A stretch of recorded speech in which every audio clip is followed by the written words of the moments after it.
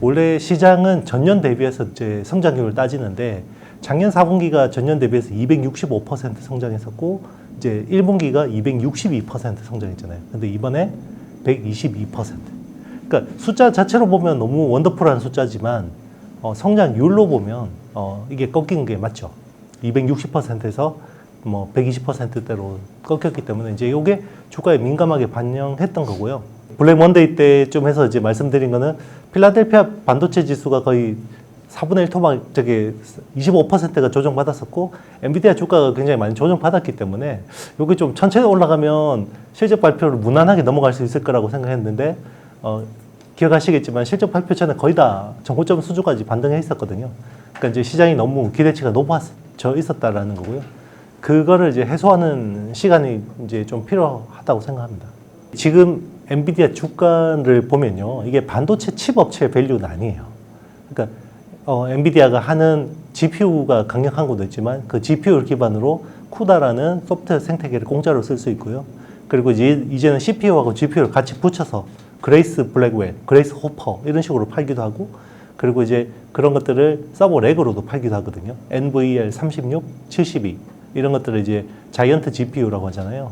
그런 식으로도 팔고 그리고 이제 옴니버스라고 하는 가상 시뮬레이션이죠. 그러니까 디지털 트윈이라는 기술 기반으로 이제 그동안에는 칩을 사서 프로그래밍해서 이제 시뮬레이션 하려면 한 1년, 2년 동안 막 돌려보고 이제 현장에 적용하고 있잖아요. 그거를 가상 세계에서 이제 시뮬레이션 할 수 있도록 하는 게 이제 옴니버스라는 건데 그것도 제공해주고 그리고 이제 칩이 너무 비싸서 못 사는 벤처 기업들 같은 경우는 NIM이라고 해서 엔비디아 인퍼런스 마이크로 서비스라는 클라우드 서비스까지 해줬어요. 그러니까 엔비디아가 펼치는 엔지니어의 생태계들이 너무 멋졌던 거죠. 그게 이제 주가에 반영이 돼 있었는데, 자, 다 좋아요. 이렇게 확장할 수 있는 건 좋은데, 확장을 하려면 결국 기술 기반이 돼야 되잖아요.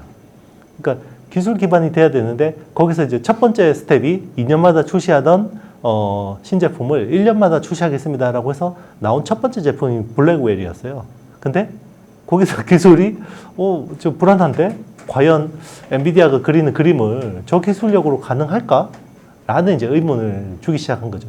그래서 투자자들이 거기에 대해서 이제 의문을 품게 됐고 그게 이제 최근에 어떻게 보면 급격한 주가 조정으로 나타났다고 볼 수 있어요. 주가가 너무 올랐기 때문에 그냥 시장에서 그냥 핑계를 잡았다고 생각해요. 그러니까 사실 다른 기업 같은 경우는 이렇게 현미경으로 들어봐서 이렇게 단점이 있는지 들여다보는 경우는 드물거든요. 근데 엔비디아이기 때문에 이제 그런 것들을 정말 까다로운 잣대를 요구하는 거고, 그게 그만큼 또 주가가 많이 올랐었잖아요. 그 이제 빌미를 준 것 같고, 근데 이제 지금 엔비디아를 대체할 수 있는 칩이 제가 보기에는 향후 1년, 2년 안에는 없어요.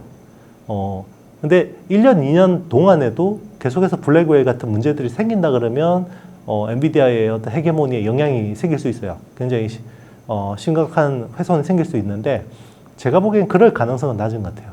그래서 이번에 블랙웰에 대한 것들을 빨리 문제를 수습하고 마스크 교체를 통해서 제품 그 문제 해결을 했다고 하고요. 그리고 실제로 그 서버 업체들 있잖아요. ODM 업체들 그 동향들을 보면 이게 제품이 그래도 제대로 출하가 되고 있는 것 같아요. 그래서 일단은 한 분기 정도 딜레이 된 거는 지금 주가에 이미 프라이싱이 된 거고요.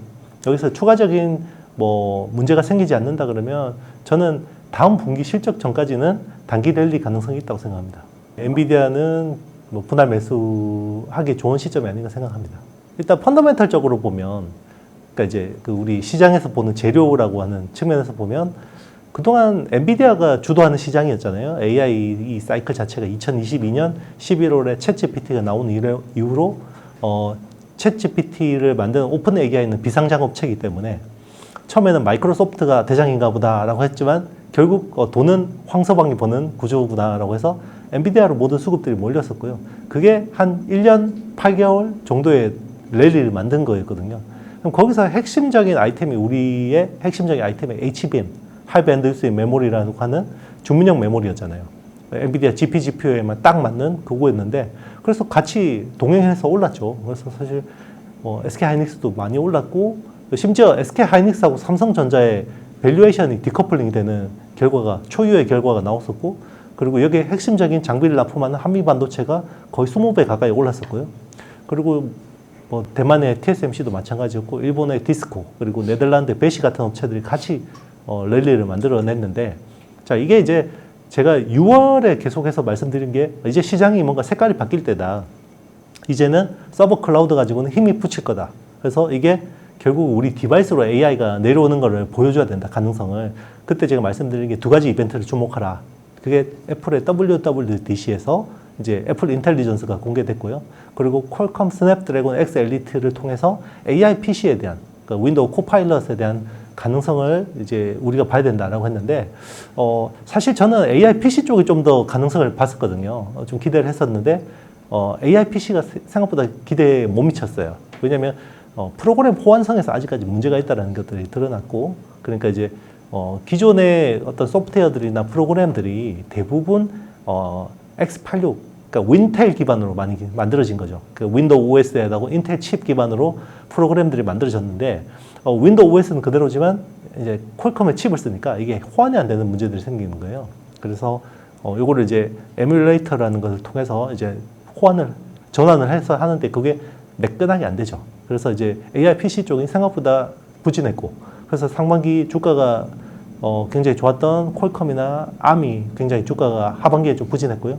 예상으로 기대도 안 했던 애플 인텔리전스가 생각보다 좋았어요. 그래서 애플이 그 WWDC 이후로 거의 주가가 20% 가까이 올랐었고요. 그 뒤로 좀 조정을 받긴 했지만 그동안 계속해서 견조한 흐름을 보이고 있고. 자, 여기서 중요한 게 그거죠. 자, 그러면 서버 클라우드 쪽에서 핵심 반도체 HBM이 핵심인 건 맞아요. 그죠? 그러니까 영화에서 주연은 엔비디아인데 존재감 있는 조연이 있잖아요. 완전 신스틸러 같은 조연이 HBM이었어요. 근데 그러면 이게 커플링 되는 게 정당화가 되는 건데 온 디바이스 AI에서는 그럼 애플이나 뭐 테슬라나 퀄컴 같은 업체들이 핵심인데 여기서 한국 메모리 업체들의 역할이 애매한 거예요. 그러니까 HBM 같은 주문형 메모리가 나왔다. 예를 들면 그러면 이제 같이 동행해서 그쪽으로 주도주 섹터에 전환이 일어났겠죠. 근데 이게 온 디바이스 AI가 되면 D램을 더 많이 쓴대. 기존에 LPDDR5를 그리고 낸드 플래시를 더 많이 쓴대. 이렇게 이제 이야기를 하니까 이거는 그냥 존재감 있는 조연이 아니라 거의 그 조연은 조연인데 그냥 존재감이 그냥 크지 않은 조연이구나 라는 게 이제 디커플링 된 요인이라고 볼 수 있고요. 그리고 또 한 가지는 그겁니다. 재료적인 측면에서 그거고요. 펀더멘털적인 측면에서는 똑같아요. 성장률에 대한 고민입니다. 엔비디아가 이렇게 엄청난 실적을 냈는데도 불구하고 성장률, 그래 이제는 피크에 다가와는 거 아니야? 이제 성장이 이렇게 이제 보는 건데 국내 반도체도 마찬가지예요. 이번 8월 반도체 수출 데이터를 보면 역대급이 나왔어요. 119억 달러가 나왔고요. 전년 대비해서 38.8%가 나왔습니다. 엄청난 숫자잖아요. 역대 8월 반도체 수출 중에 최고치예요. 근데 중요한 게 지난 7월, 6월, 5월, 4월 전년 대비해서 성장률이 반도체 수출 성장률이 다 50%를 상회했었어요. 근데 이번에 처음으로 38%대가 나온 거죠. 그럼 똑같아요. 성장률이 꺾였네. 그게 이제 반도체 주가에 기민하게 이제 반응을 했다고 볼 수 있는 거고 쪼개서 팔 가능성이 높을 것 같아요. 최근에 나온 이야기는 이제 퀄컴이 이제 그런 IP 부문이나 이런 쪽을 이제 일부 인수한다는 이야기가 있고요. 그러니까 지금처럼 계속 이렇게 투자를 하긴 힘들 것 같아요. 근데 지금처럼 투자를 계속 하지 못하면 TSMC나 삼성을 따라가긴 힘들죠. 그러면 원래 빅3 그리고 삼성을 제치고 2등이 되겠다라는 계획은 이제는 요원해지는 거죠. 아무리 정부가 막대한 자금을 밀어 넣어준다고 해도 이게 되는 게 아니라는 게 이제 인텔을 통해서 입증이 된 거고요. 그러니까 기본적으로 정부가 도와준다고 해도 자기의 기본적인 체력이 있어야 돼요. 그래서 본원적으로 자기들이 현금을 만들어낸 능력이 있어야 되는데 본질이 털리잖아요. 그러니까 인텔의 본질은 PC용 CPU하고 서버용 CPU인데 자, PC하고 서버 쪽 둘 다 지금 시장 점유율을 뺏기고 있잖아요.